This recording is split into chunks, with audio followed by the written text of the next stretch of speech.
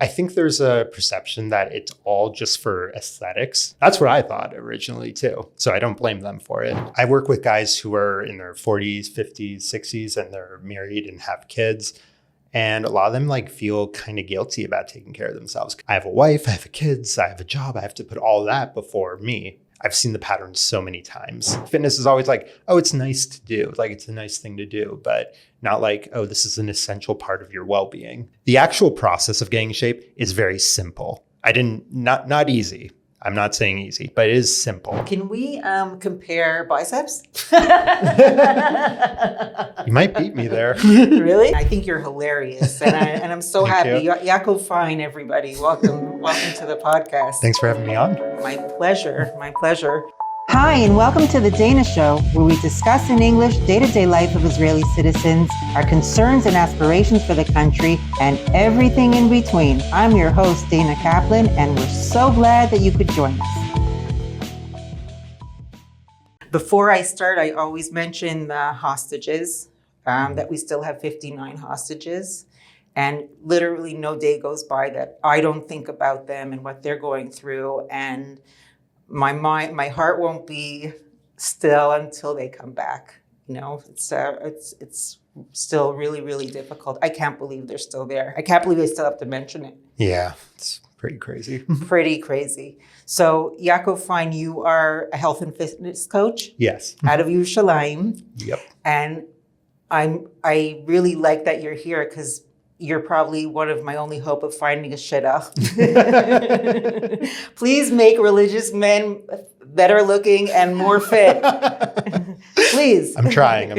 Yeah. Most of your clientele, you said, is religious, right? Yeah, I have a few who are not, which is totally fine. But my general target audience are men in the Orthodox community. Yeah. What age groups? I actually it varies a lot. Like I have a few clients right now who are in their 20s.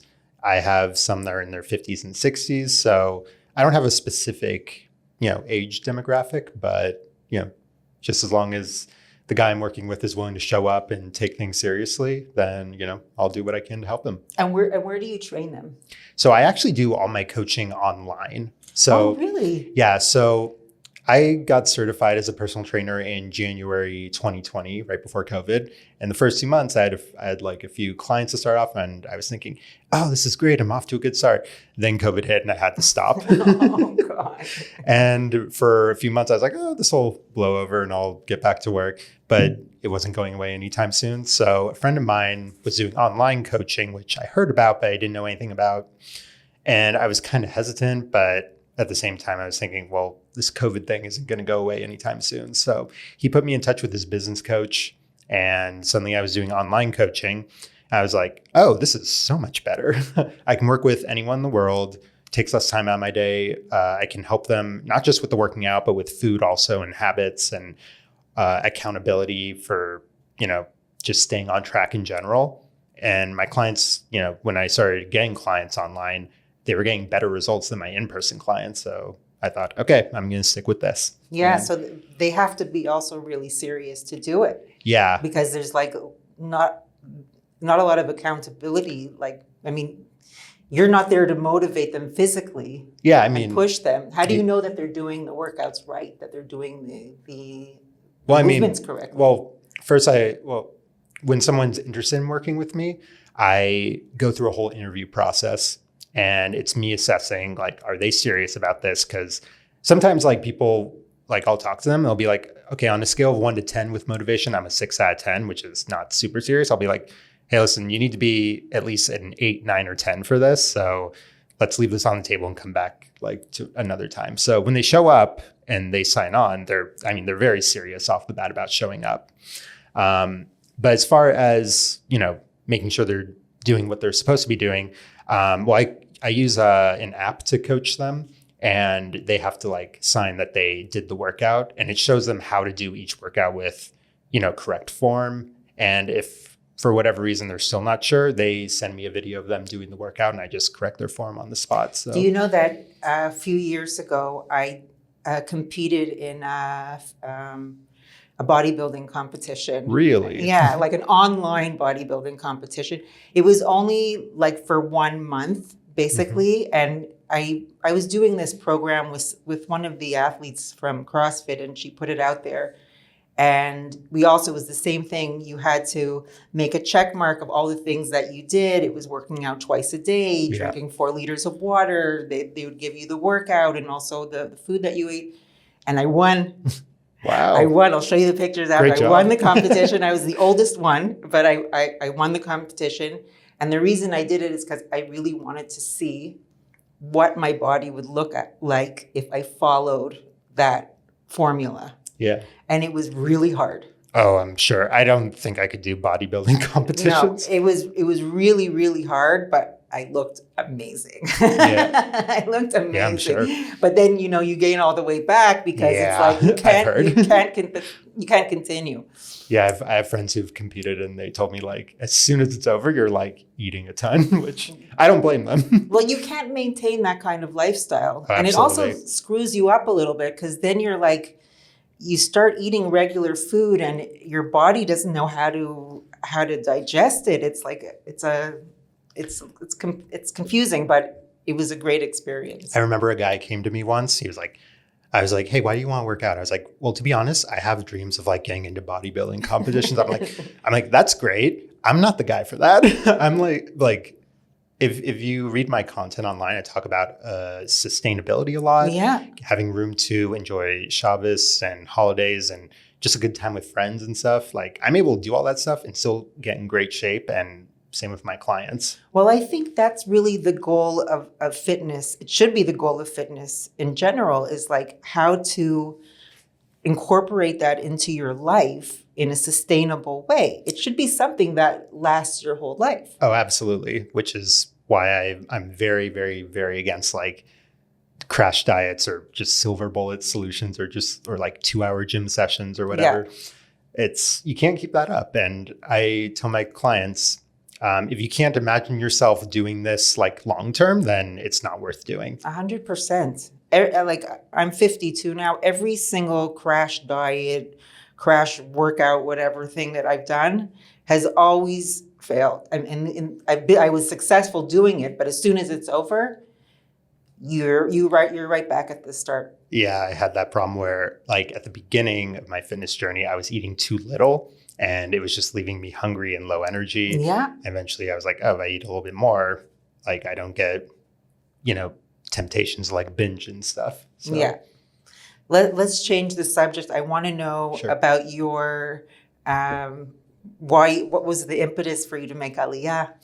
What your Israel journey has been, because you're not originally Israeli. So tell me a little bit about you and how you grew up and why you moved to Israel. Yeah, so I grew up in Seattle, and my family is not observant. Like they're more part of the conservative denomination.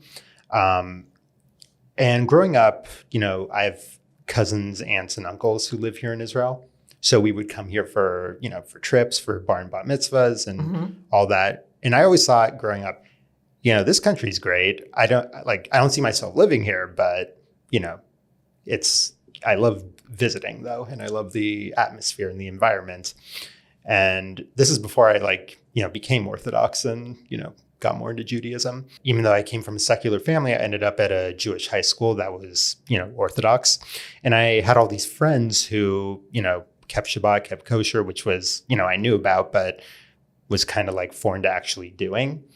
But then I started becoming friends with them, and they would invite me over for Shabbat, and I just saw something very beautiful. And eventually I was just like, I want this for myself. So really? Yeah. How? It was a slow and gradual process for me. And at the end of high school, I decided I wanted to come to Israel for a year for yeshiva. And my parents were very perplexed. Really? Were they against it? They weren't against it. They were concerned that I was going to go to Israel and then 2 months later be like, I don't want to do this. And then come back home. But I proved them wrong. Thank God. And during my time in Israel, just being there, I know actually living here and working here is different, but just being there for a year, I was just like, I want to live here. I want to, I know it's not the same as coming here for a gap year, actually living here long term, but this is where I see myself being the happiest in my life. And at the time, I was thinking about making Aliyah like right then and there when I was like 19, 20 or whatever. Wow. But I didn't know enough people. I mean, I had my family, but it still like wasn't enough for me to like confidently be like, oh yeah, I want to live here. So I was like, okay, I'll go back to university for college. So I went to Yeshiva University in New York and I graduated and I was like, well, I don't have student debt tying me down. I don't have, nothing. I have nothing tying me down. So I just made Aliyah like right after graduating. Wow. Yeah. That's incredible. Mm-hmm. On your own. Yeah, on my own. And what did you start doing when you were here? Like, what did you? So the first 2 years, I was a madrich, like a dorm counselor in a couple different yeshivas. 1 year at Mivaseret in Mivaseret Zion and Torah Shraga in Beit Vagan. Okay. Yeah, and that was a good time. Met some really great people. I still keep in touch with some of them, so that was really nice. Then afterwards, I moved to Rechavia in Yerushalayim. And I was working different jobs in, sales and marketing and all this and all that. None of it really stuck. And, eventually I got into fitness and I got like really passionate about it. And my dad was like, well, you're really passionate about this fitness thing. Like maybe you could like, become a coach or something. Were you passionate about fitness when you were in Chutz La'aretz in Seattle? No, not at all. Were you athletic at all? In high school, absolutely not. No, really? Yeah, no, I was like anti-exercise. I was like a chunky guy growing up. In college, I was definitely more active. I mean, I wasn't watching what I was eating at all, so I was eating garbage. But I was exercising a bit more, not like consistently, but like on and off. So, sort of. But yeah, I started getting into weightlifting when I was a madrich in yeshiva. And, when you're in yeshiva, the food is served for you and it's not the healthiest stuff, shall we say. So I wasn't really in charge of food. So it was hard to like actually make progress. But getting in shape is something I really wanted. So as soon as I had my own apartment and was in charge of, cooking and feeding myself, that's when I started, diving headfirst into fitness and like really making progress with, my health. Yeah. And that's where I finally saw results. And honestly, like every aspect of my life improved from getting into shape and giving a shit about my body, basically. Yeah, I completely can relate. And I think that, the fact that people saw you doing it also and they see the change, it motivates them to do it as well, right? Yeah. And when I started off, I just thought, oh, this will just, I'll look better, which is something I wanted. But I wasn't I was not prepared to just like have more energy, feel better about myself, be less depressed, more happy. Like all these other benefits came. I'm like, why are guys not doing this more often? Why is this not talked about in the frum community more? Because just from the time I've been spending in the Orthodox community, it's like fitness is always like, oh, it's nice to do. Like it's a nice thing to do, but not like, oh, this is an essential part of your well-being, which I truly believe. You know what? I just looked at some statistics about life expectancy. And in general, women have a longer life expectancy than men. Yeah. When it comes to religions, actually Jews have a little bit higher life expectancy than not. But Orthodox Jews, especially men, have a lower life expectancy than secular Jews. Really? Yeah. I didn't know that. Yeah. And I know from my personal experience, a lot of my friends, I'm going to get in a lot of trouble for saying this because I know they're listening, especially back in Canada that are my age, are obese. And I wanted to ask you, why do you think that religious men are less into health and fitness? Because you see in Israel especially, there's tons of guys who are on bikes. They have the bike groups and the running groups, and they're always out and they're exercising in the gyms. Yeah, I see that all the time. Orthodox men less. Yeah, that's a good question. I would say, I think there's a perception that it's all just for aesthetics, like it's all just for looks. That's what I thought originally too. So I don't blame them for it. And you hear about like the mental health benefits and all, and those are true. But let's be honest, it's not like people need a good reason to want to get into fitness. And for me, wanting to look better was like, very much a big motivator for me. Whereas people who are just like, oh, I just want to be healthier, unless they get like a wake up call from their doctor, like, hey, if you don't take care of your health, you're going to die soon or something. Like just like generally improving your health, if you're not in a bad place, it's not like a sexy reason to like get into fitness. You know what I mean? Yeah, but I also think that education is a big factor. That too. Yeah. I think that like in religious schools, physical education is just not a priority. It's like a class that they're like, they want to get a credit for, they show up, they For don't sure. take. It's not like ingrained into religious Jews that if you really want to live longer and healthier and have a more positive outlook on life and be able to sustain a lot of different things, that then you should incorporate physical fitness into your life. Yeah, I definitely agree. It's not, I mean, at least in my high school, it wasn't really pushed at all. So I can't say about other high schools or about Israeli culture in general, but yeah. Look, what helps in Israel is the army, okay? Yeah, that's true, actually. Most religious people who go to the army are in very good physical shape at some point in their life, yeah. Right? But I want to know what happens to men in my age that makes them not care about their health and their fitness. I'm asking you because even though you're younger, you said you have clients that are older. Yeah. And you must talk to them about, things that are other than fitness. Like you're also like a psychologist in some way, right? I mean, I don't like calling myself a psychologist, but I get what you're saying though. Yeah. People, they talk to you about their personal lives. Yeah. So I work with guys who are in their 40s, 50s, 60s, and they're married and have kids.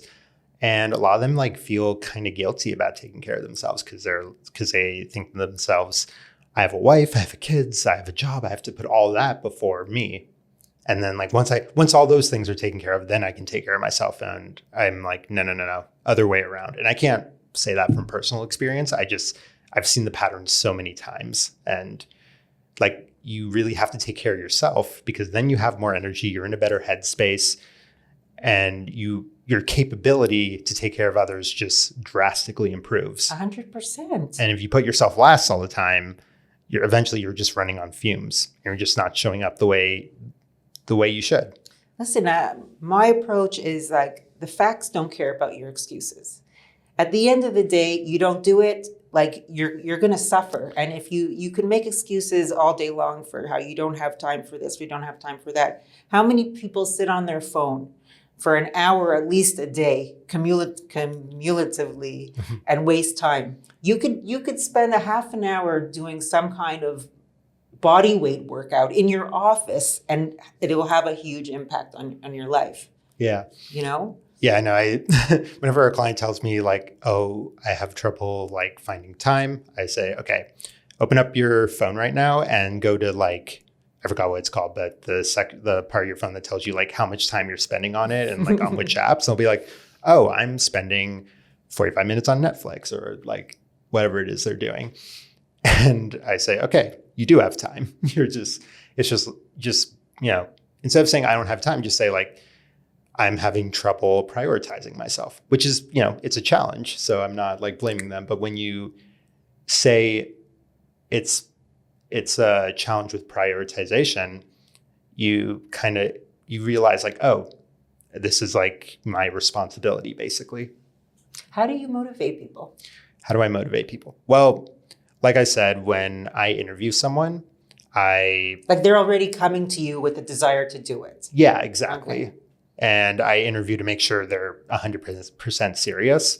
So to be honest, sometimes I have clients where like they just show up to everything and I don't have to like chase them down. And that's always great. But if somebody's like, let's say someone had a really rough week or something.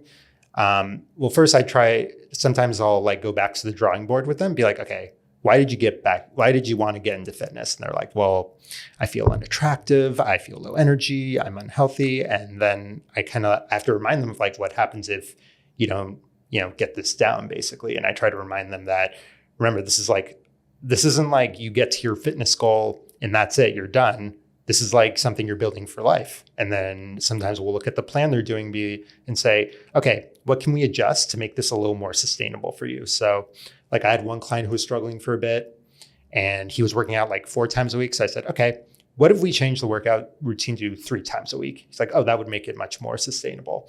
And then he was able to keep up with it then because it took a little less time out of his day. And one, didn't enjoy the food he was eating. So I said, okay, let's come up with some ideas about what to eat that'll keep you on track and still get you to your goal. So we came up with foods he enjoys more. Then he was able to stay on track. So just making a tweak to how they're approaching it. What about food? Nutrition. Do you also guidelines for nutrition? Yeah, I mean, I don't give like very specific meal plans because I think that, everyone has different tastes and needs and all that. What about macronutrients? Do you tell them how much to eat? Yeah, I'll do, you look up like calorie calculator online. So I'll do that with them, be like, okay, this is roughly how many calories you're burning a day. And this is like what your target should be. So I keep it very simple. I just kind of keep it to calories and protein basically. Mm-hmm. And, you fill out fats and carbs like however you want. It just keeps it much more simple because, there's the whole debate about like, should it be like 50% carbs and like 30% protein and 20% fat or this ratio. I find that just like stressed me out when I was doing that. But when I just said, okay, just focus on protein and overall calories and, fiber too. And, as long as you're not totally ignoring carbs and fats, then, I find a lot of people have a really hard time eating protein. Like it can be a challenge. Yeah. Like they say, what is it? Like 1 gram for every kilo or something like that? There's a lot of debate about like how much protein. Yeah. Generally, it's what I go by is take your goal body weight. So let's say someone is, 180 pounds, he wants to get to 150 pounds. I say 0.8 to 1 gram per gram of protein per pound of goal body weight. So in that case, with the 150 pound example, it would be between 120 and 150 grams a day, which, it can be tough for sure. I'll help my clients like come up with like very simple ideas or just like simple ways to get protein in. Listen, if there's a will, there's a way. Exactly. Yeah. It's like you're never going to go to sleep starving to death. It's like I say to myself also, even when I'm trying to cut weight or like follow a more strict program, I say to myself, you're not starving. Like, stop bitching. You're going to be okay. Yeah. And I also like tell my clients like, listen, there's different levels of hungry. There's absolutely starving where you're, you can't focus on anything. Eat. Yeah. In that case, like eat. But then there's like, okay, you're a little bit hungry and like you could eat, but you could also like wait. So in that case, like you get used to that basically. Are you on TikTok? Am I on TikTok? I am, but I'm not super active on it. Okay. Do you know there's this guy on TikTok, his name is Dr. Now, and he has this reality show called 600 Pound Life. And what do you know? I've heard of it. Do you know? I didn't know the doctor's name, but yeah. It's actually an abbreviation. It's like some longer name. It's Nawarovsky or something like that. But anyway, and they show clips from the episodes. And they're all like morbidly obese people, like 600-700 pound like people. They can't. Like they're sitting there and literally like their stomach is on the floor. It's like hanging onto the floor. Yeah. I mean, besides the fact that it's fucking ugly. I mean, it's super unhealthy. But anyway, so they come in and like he weighs them every time that they come in. And one of the women's like, I don't know why I didn't lose any weight. And she's like, the only thing I did was have honey mustard dressing instead of regular. And he's like, what did you have? Like a whole pitcher full? It's hilarious. But like, yeah, generally I get people who are like, 30 pounds or so overweight or something. I don't think I could help like someone at 600. No, but that's a really dangerous situation. Oh, absolutely. 100%. And in America, I think it's much more prevalent than it is in Israel. Unfortunately. Yeah. Yeah, obesity rates in Israel are definitely much lower compared to America. Why do you think that is? That's I don't know. Is it just me or is like living a sedentary lifestyle, like with TV and stuff, I feel like that's less prevalent here in Israel. Am I wrong? Yeah. People spend more time outside. Just in general, yeah. In general, like on average, people have apartments more than houses. I mean, they do, but so it's like you have your living space, but most of your activity, most of your social activity is outdoors. Yeah. Like I'm trying to think. I don't think I have a ton of friends who just like watch TV like all day or whatever. Yeah. And also in United States, like crap food is really cheap. Oh yeah, for sure. That like too. Here, it's like McDonald's is like going to a fancy restaurant and it's expensive. Yeah, you have for a whole family. And there it's like you can get you can supersize me everything and spend like under $10. Yeah. I mean, I don't know about spending rates in the United States, but here in Israel, it's like I save a lot more money by like cooking myself. Yeah. Compared to eating out. Do you meal prep and stuff? I do meal prep, yes. Just because it just saves me time and like mental energy. Like right after this, I'm going to go back to my apartment and have lunch and it's just sitting for me, sitting there in the fridge. All I got to do is heat it up. And I encourage my clients to do it just because it takes just so much time and like you save time from doing it. It's your best bet for success. Yeah. I totally agree. I'm lazy and I don't do it, but my daughter meal preps and it's like, you're right. Like you're going to come home now and everything's going to be ready. You're not going to come home hungry and like start looking for something to eat. Exactly. Just knowing what I need to eat is in the fridge and all I got to do is heat it up and eat it. It's like, I don't have a temptation to order takeout from being lazy. And if I don't eat it, eventually it'll go bad. So it's like, puts a little pressure on me to like, eat the food I actually prepared. I heard through a grapevine that you gained weight when you were in America for Passover. Yes, I did. I was on a Pesach program with my dad in Colorado. And they don't stop giving you food. It's the most insane thing. I know. And even though it was at like a ski resort, so even though I was like snowboarding all day, it did very little to like take off the weight. But I also teach my clients like, sometimes you do have those times, whether it's a wedding or you're away on vacation, if you gain a few pounds, that's fine. You just, as soon as the holiday's over, you just have to get back to your normal routine. Like I got back from Israel 2 days ago and it's great to be back, by the way. Yeah. And I got back to my routine as soon as I got here and it like wasn't a problem at all. In fact, I was like looking forward to it. Yeah. I remember the last day or two of Pesach, I was like, okay, I've had fun, but I can't eat any more food. I know it's hard for that amount of time, but when I go to a hotel, especially in those kind of situations, I'm actually pretty good because they always have like vegetables and salads and stuff like that. And I love salad, but I hate cutting up vegetables. Yeah. I can't stand it. And when it's all there nicely displayed, I can totally fill up on it. I have no problem eating that stuff. And they'll always have a protein option, whatever. I kind of got to the point in my life where it's like, you can satisfy your hunger just as much with healthy food than with not healthy food. Oh, for sure. You know, you can feel just as satiated, probably even more, because when you have junk food, you're hungry right away afterwards. Yeah. My clients always tell me that, like they'll get off junk food for like a week and they're like, I realize like junk food never fills you up. You just eat it and eat it and eat it. And I'm like, yep, you never get satisfied from junk food. Yeah. And when you actually eat like real food with a lot of protein, then it's like, oh, I'm not starving throughout the day. It's great. So what are you doing now to go down again in your weight, to lose weight? I'm just doing the same exact routine, just lowering my calorie intake a little bit. Right before I left for America at the beginning of April, I was doing like a bulk to like increase weight, to get bigger. Because I thought like, oh, well, I'm going to be on this Pesach program. I'm going to be eating all this like food and stuff. Because like, I know like if you put like a ton of amazing tasting food in front of me, like I'm not going to be like, oh yeah, I'll just have like a couple bites and that's it. Like, no, it's like, those situations come up and that's fine. But then I just like ate a ton and I just felt like sluggish. And I was like, I need to go on a cut right now. So as soon as I got back, I'm eating like, I think I work out like, I walk everywhere because I don't have a ton. I do boxing 4 times a week, and I Cool. do weightlifting. So Where do you train? in Jerusalem, this guy has a studio right outside of Mamilla, and I take classes there. Mhm. Yeah, it's great. And the gym is right around there also.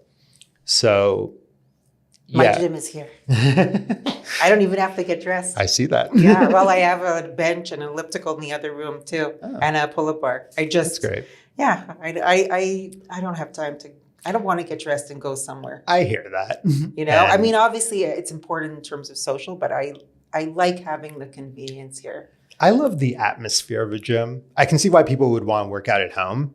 And, you know, I don't blame them. And I have like a park right by my apartment. So sometimes if I don't have time to go to the gym, I'll work out there. And, you know, that's great. But I don't know. I go to the gym often enough that I have friends there now. Yeah, Yeah. it's nice. So it's really social bonding experience. But it does take more time out of your day. So, Listen, Yeah. I was up until January, I was working in Magen David Dome, right? okay. And my schedule was so inconsistent.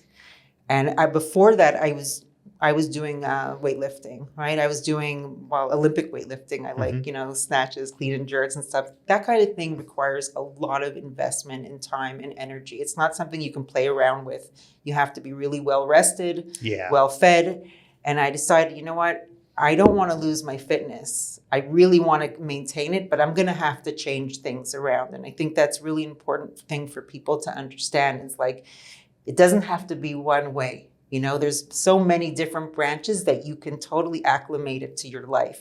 And so I was like, you know what? I'm going to get myself equipment here to stay in shape. And I Great. love it. That's I awesome. really love it. It saved me time. I don't have to go to the gym. I also don't like when people look at me when I'm working out. So Yeah. And to anyone listening to this who's like thinking about getting into fitness, but you might feel really overwhelmed by all the information you see. Like all these influencers are saying their way is the best. And it just drives me up the wall when they say like, oh, you have to do keto. You have to work out this way. You have to work out that way. Such bullshit. It is 100%. Yeah. What I would say is that if you feel very overwhelmed, the actual process of getting in shape is very simple. Not easy. I'm not saying easy, but it is simple. And it's just really finding what works for you, for your schedule, for your goals, and something that you can sustain for the long run. And it takes some trial and error to figure out. Like it took me a while to figure out what worked for me. But there's a million ways to get in shape. You just have to find the right way for you. Yeah, you're 100% right. And I, for a long time, I was really stuck in this idea that there was only one way. You know, I told you that I was really into CrossFit. What bothered me a lot about it is that they felt that it was the only way, and they would downplay other things. I liked it because every workout was different. Yeah. But at the end of the day, your goal is to have fun, you know, to do something that you can maintain. Exactly. And so anything goes, whether it's playing a sport, going for a walk, you know, like, Yeah. I don't know, tennis, like whatever it is, that's Whatever something lights that you up. exactly, whatever speaks to you and what you think that you can stay consistent with, go for it. It doesn't matter. No one should tell you what is better than anything else. Yeah. Like I love boxing. Well, actually, I just started kickboxing recently. So. Cool. And that lights me up. And that might not for other people, and that's okay. But I know people who love Brazilian Jiu-Jitsu, which Yes. I tried, not my thing. Really cool that people love it, but not my thing. You just got to find what works for you. And it takes, like I said, trial and error, but it's well worth enduring. Can I ask you a personal question? Sure. A couple of personal questions. Go First ahead. of all, how does your yarmulke stay on your head? Do you wear your yarmulke when you train? Usually, yeah, because I'm usually- sorry if it's a crazy No. question. No, it's fine. No, Am no, I no. the first one who asked you that? No, I was actually just at a conference in Austin, Texas, with like everyone except like one guy there was not Jewish, and like I got asked like 3 times, "How does that stay on your head?" And I'm like, "Devil magic." No, not really. It just, I don't know. For some reason, when I shave my head all the time, as you can see, so it just does. You I don't don't have know. any kind of like The only time tape or anything on there? No. it just stays on, to be honest. The only time it falls off is if it's like really windy outside or something. Oh, you run with it too, or you wear a baseball cap or something? If I'm running, I'm usually listening to something and I have the headphones that go like over your head. So it just keeps it in place. Oh, wow. Like a hairband. Yeah, Like kind of. That's cute. Yeah. When did you start losing your hair? Like, what would it be like if you grew it? So it would be curly. Really? Unfortunately. Really? Yes. Oh, you got to do it. No, I'm not doing that. Why did my hair wasn't like falling out. I just love the shaved head look. So it's not falling out? You just shaving your head on purpose? Yeah, I love it. Like even in the front, it's not receding? Yeah. Nope, not at all. That's crazy. I love the look. Wow. I've never heard that before. That's just me. I don't know. I love it. You should just grow it for once just to see what it looks like. You don't want to find out. No, I'm not going to force you. I'm not doing that. Wow. I've never heard that before. Someone just stopped doing it because they like I don't know. the look. I always found like the shaved head look like, along with like being muscular, like a very masculine look, which is like what I try to go for. So I love it personally. Okay. What about you said you're 32, 33? Mm-hmm. Yeah. What about dating? What's your story? You're a good-looking guy. Single? Are you single? Thank you. I am single, yes. Okay. Yeah, I am dating, and I've met really nice girls. Just haven't found the right girl, So what's the scene like in Yerushalayim?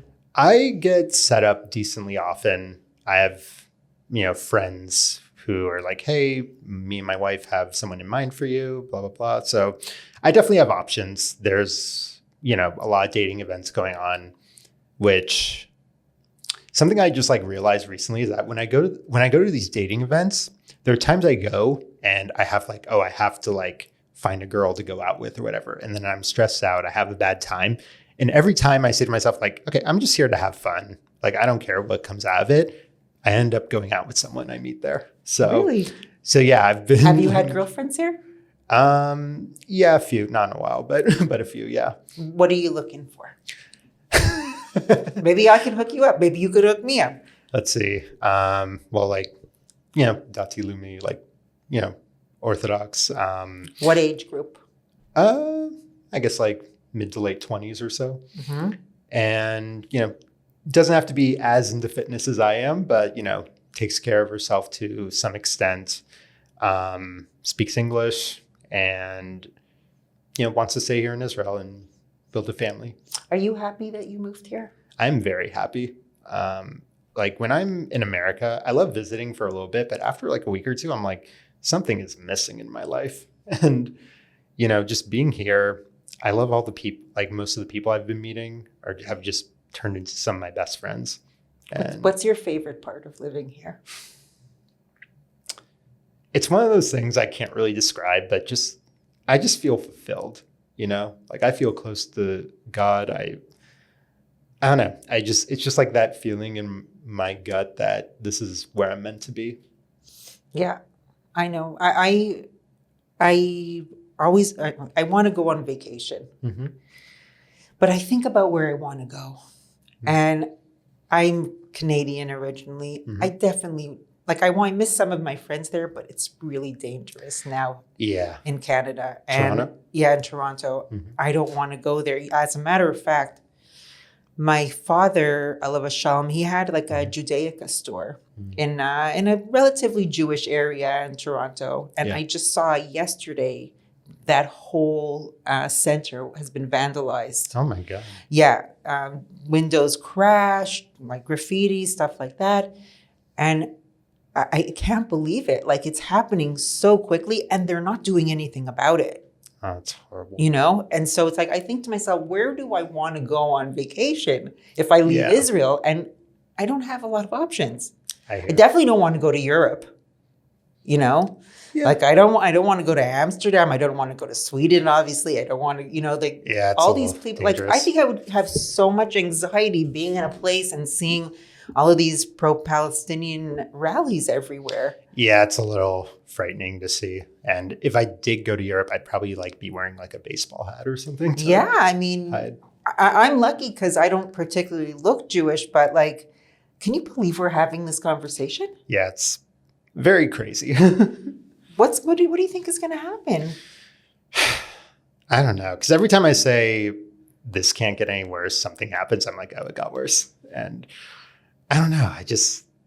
I don't know. Do you think we're going to see like a mass like influx of Jews coming into Israel soon? I mean, wasn't last year, I believe, like the biggest year for like Aliyah or something? I don't know what the statistics are. I know that I have friends that made Aliyah. Yeah, I know people who made Aliyah too. So I don't know. Yeah, I don't know what the numbers are, but I remember hearing somewhere that it was like a very big year for Aliyah. Makes sense. Yeah. So at the conference I was talking about where, everyone was not Jewish, they're like, are you safe? Are you okay? Which, very much appreciate. And they were like shocked that like so many people were immigrating to Israel.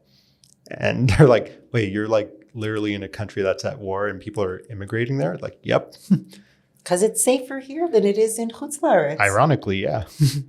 I really believe that. I mean, at least what I see on social media, and I wanted to ask you about that also because you, like I said, you have a really big following and you have really fantastic content. Like your videos are really great. How much time do you invest on that stuff? If I'm being honest, are you talking about like the fitness stuff or the fitness stuff and even your other the Turnt Jew page? Yeah, so the Turnt Jew, I honestly don't spend that much time on it. Like people think, oh, I spend like all day coming up with these things. Like, no, once I have an idea, it usually only takes me like a few minutes to actually like film or, create whatever it is. Wow. Usually. So yeah, it's more of a hobby if I'm being honest, because I love making people laugh. So, yeah. And I realize I'm very good at being funny online. So. Yeah, you're adorable. I love it. Yeah. As far as like my fitness page goes from fitness, that takes way more time because I have like a strategy to like things I post, like making sure I have a good variety of like, here's some words of inspiration. Here's one of my clients who did really well. Here's a recipe for a food I eat for like, an easy to make meal or whatever. So there's a lot more strategy and that just takes more time to prepare. And I have to like make a whole script and, generally the videos are longer than my memes. So yeah, that takes a lot more time. Once you post something though, do you hang out on social media and take a look at what's going on? Like how much time do you spend on your phone a day? I'm trying to think how much time. Once I post, I usually don't check back till at least an hour later. Yeah, I don't know. I'm not like constantly checking for notifications. Like, not necessarily look like on your progress, but like other things that are going on online. Oh, other things that are going on. I mean, yeah, everyone gets caught in random scrolling, of course. And some of it's deliberate because I am doing like research on like what other fitness influencers are doing and being like, oh, I could do something like that and put my own spin on it. Yeah, I would say at least an hour a day. Do you get any backlash, any kind of anti-Semitic remarks or things like that? On my meme page? Oh yeah, all the time. But really? I'm pretty good at ignoring it though. Cause like most of it's like blank profiles, which like, I don't take that seriously. Yeah, that's one of the things that I've noticed because I get a lot of death threats, which is not funny, but it is kind of funny because I'm like really one of the most peaceful people out there, but still. And I notice when I check their pages, they don't have any followers. They're like fake accounts. These people. I know. And I'm like I get the occasional death threat. It's not super often. They're like, oh, I'm going to come to Israel and hunt you down. I'm like, yeah, I'm sure you're going to fly all the way here just to attack me. I'm sure. I don't know. And I also feel like in terms of health, it's not a good idea to be on your phone so much. In terms of your mental health also. Yeah, no, that's actually one of the major things I've been working on because like, I feel like for a while I felt like a little too attached to my phone. So I'll put it away for like, I walk to the gym and that's like around half an hour or so. And I'll just like throw my phone in my backpack and just enjoy being out in nature or something, or just enjoying the walk. 100%. Like, I think that if you can, and it's really hard to do it, but if you can limit yourself, I think at least psychologically, you're much calmer. Yeah. But as far as like my fitness page goes, do I get anti-Semitic comments? Sometimes. And I don't know, it's just some dude commenting like, go back to Poland or something. I'm like, well, I'm not from Poland, but okay. There was one reel I posted. This is like a couple months ago that randomly went super viral. Like most of my videos only get like a couple thousand views maybe, but that one got like 500,000 just out of nowhere. And I was like, what's going on? But most of the comments were like Holocaust jokes and whatever, all this other What was it messy about? stuff. Do you remember? It was just like a post. I made it in like 5 seconds, which is like, it was like one of those like, okay, I have to post something, and I was too lazy to go out and film. So I just took some footage of me working out and put some text on it that's like, it was something about like, this is why like, oh, if you're Jewish, you should have a Jewish health and fitness coach who like understands your customs and holidays and all that. And I didn't think anything of it. I put it up like right before bed. Wake up in the morning and it has like 50,000 views. I'm like, what's going on here? And I was like, for whatever reason, it went viral. I have no idea why. Because like I said, I made that in like 5 seconds, kind of lazy, but just like, okay, I'm putting out content for the sake of it. And it went viral. Why do you think in general people like you so much, like your page so much? I don't know. I don't know. I'm told I'm very likable. I have a great smile. So that's part of it. But beyond that, I don't know. I've always been able to be funny online. So I just kind of learned how to, reach people and make jokes about things we can all laugh about. And what kind of people like you? What kind of people like Yeah, like me? what kind of people are commenting and like connecting with you? Is it just Jewish people? Is it mostly religious people? I mean, pretty much all my content is catered to Jewish people. So like if you're not Jewish and you see like my memes, for example, you're probably not going to get like 95% of them. Yeah. So I don't know. It's just like that thing we all have in common. It's kind of like how you can travel somewhere, meet a Jewish person in the middle of nowhere and be like, oh, we have this in common, and feel some kind of connection, Are your parents proud of you? For making a meme page? No, for what you've done. I mean, you're really building. Yeah, no, they've always been supportive of. If you were my kid, I'd be proud of you. Oh, thank you. Yeah, no, they were always like super supportive of being a health and fitness coach. They know I'm passionate about it. They've never like been like, oh, are you sure about this? Is this going to work? Like, even when, in entrepreneurship, things, go south sometimes. And even then, they never like discouraged me from like, oh, you should get like a quote unquote real job. They never did that. They still don't do that. And, I'm very happy I have that support, because unfortunately, some people are like, oh, I want to, become a coach or start a business, and their parents like tell them like, no, you shouldn't. Go be a doctor. Yeah, exactly. Do they come visit you ever? Yeah, they were here last year for Pesach, and I was just there for 3 weeks. So. Why did you go to Colorado? It was actually my dad's idea. He was like, hey, do you want to go on this like Pesach program in like Vail, Colorado? I'm like, yes. Did you know anyone else there?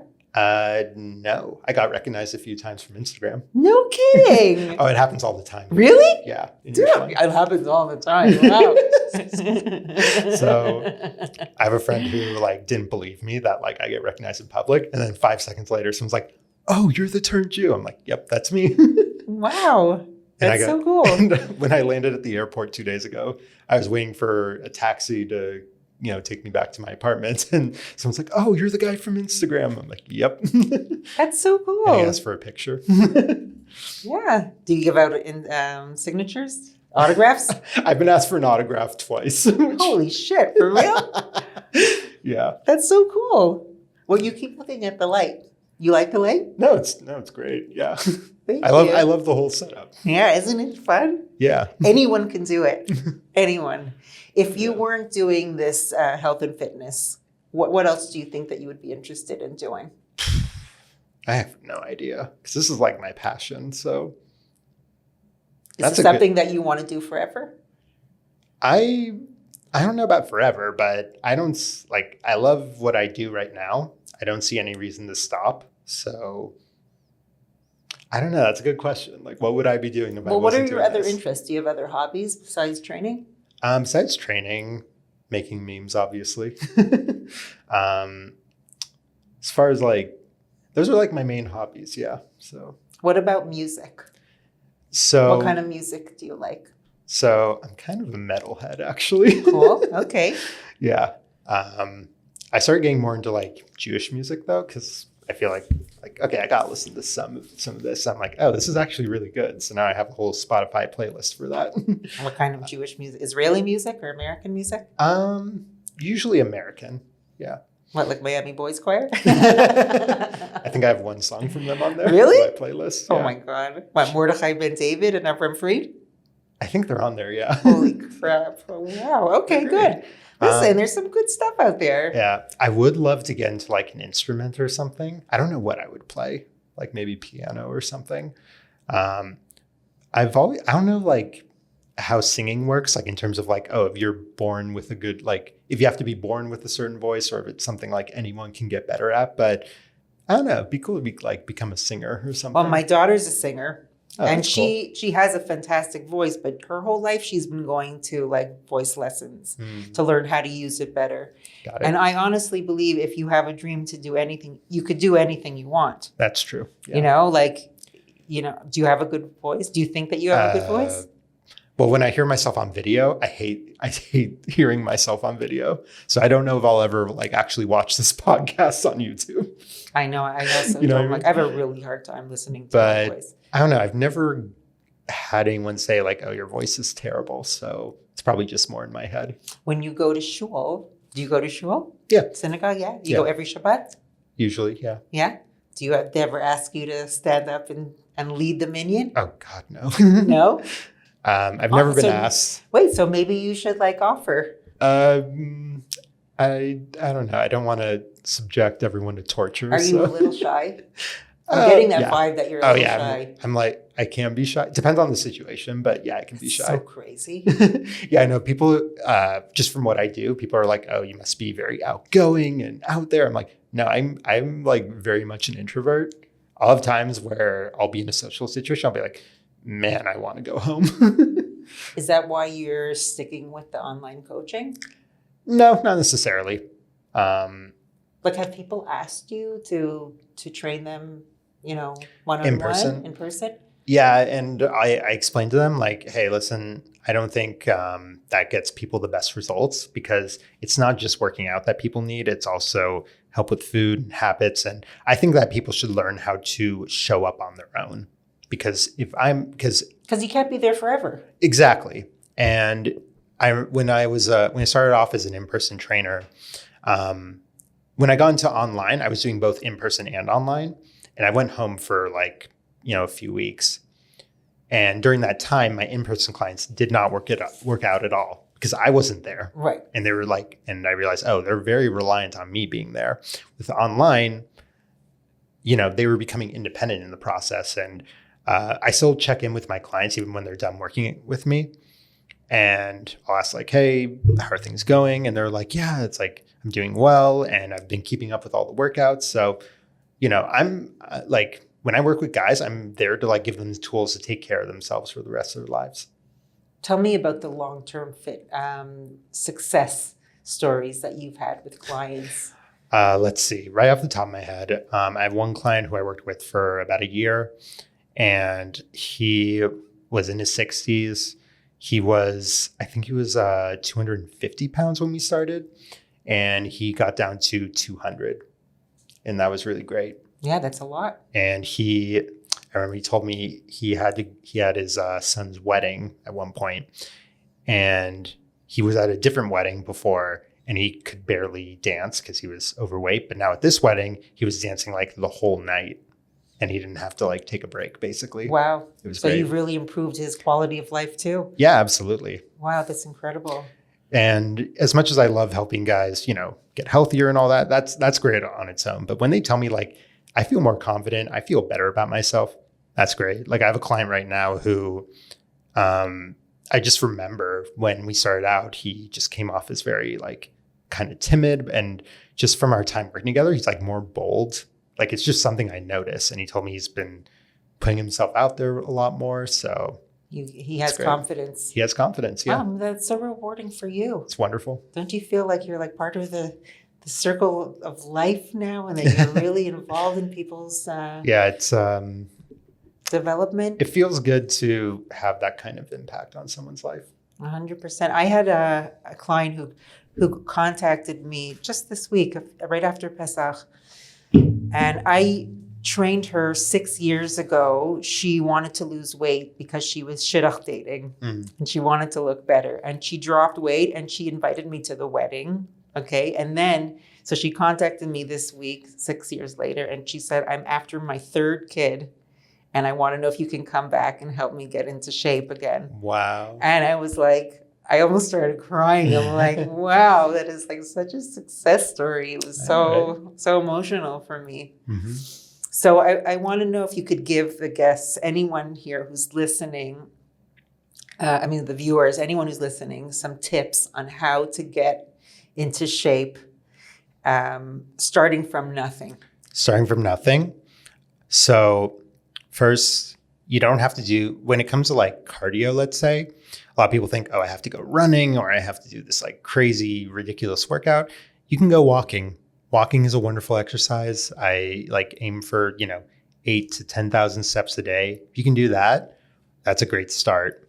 And how often should they do it? I say daily. I think just making it a daily thing. And if you have trouble doing that, try and like do something fun while getting those steps in. So listening to a podcast or music or going on a walk with, your spouse or something, whatever it is. Try to make it like enjoyable. So as far as like food goes, you just want to keep your meals simple and enjoyable and healthy. So you don't, like a lot of people think, oh, I got to switch up what I eat all the time. I eat more or less the same thing every day, and I'm 100% okay with that because I like my food. It gets me the results I want, and it's very repeatable. So like food's like kind of automatic to me at this point, and you should try to get to that level. So don't, overthink the food. Just focus on calories and protein, and just overall, try to take things one step at a time. You don't have to, be perfect at the process. A lot of people think like get very caught up in, oh, I missed a workout or I overate this one time. And then they go downhill from there. Exactly. Yeah. So don't focus on like, oh, I have to lose 20 pounds and then I'm done. Just be like, okay, what habits are going to not just get me to my results, but I'll be able to stick to for life, which is why I'm very big about like building a lifestyle and not just silver bullet, get to a result as soon as possible kind of thing.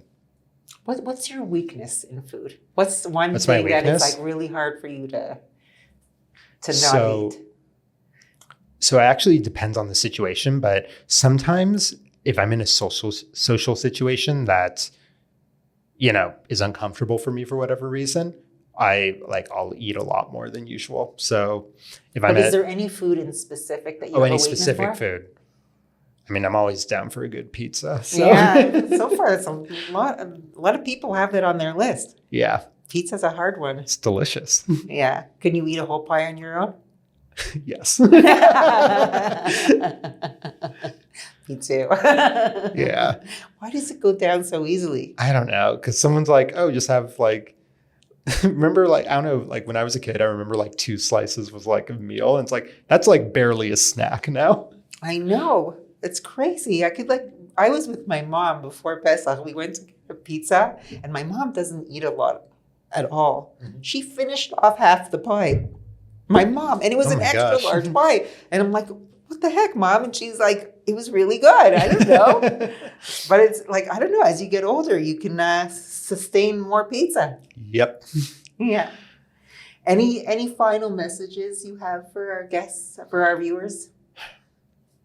Anything that you want to promote? Anything that you want to impress upon people? Well, after hearing me, if you're interested in getting health and fitness coaching, if you want to figure out how to get in shape once and for all, not give up the things you love in life, and find a process that's sustainable and that you can stick to for life, message me privately on my Instagram account or on Facebook. So on Facebook, I'm Yaakov Fein.